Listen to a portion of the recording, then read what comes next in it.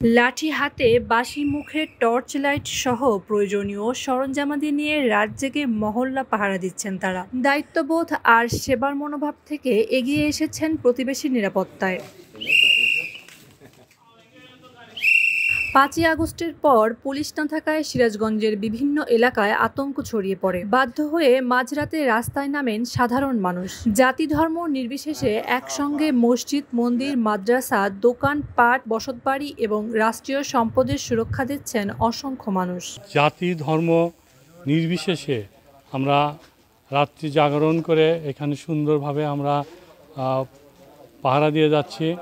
আমরা আমাদের এলাকার মুরব্বী যারা আছে তারা এখানে দিনরাত পরিশ্রম করছে যাতে আমাদের এখানে কোনো বিশৃঙ্খলার সৃষ্টি না হয়।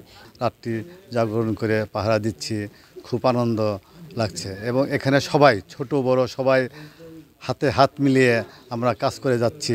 পাহারার এই কাজে দিন দিন বাড়তে থাকে মানুষের সংখ্যা। নবীন ও প্রবীণের ব্যাপক উপস্থিতিতে এটি যেন সামাজিক মিলনমেলায় পরিণত হয়। পাহারাকে ঘিরে রাতে পাড়ায় পাড়ায় আসর বসে। কর্পোরেট ব্যস্ততায় হারিয়ে যাওয়া গান, গল্প, আড্ডা যেন আবারও ফিরে এসেছে।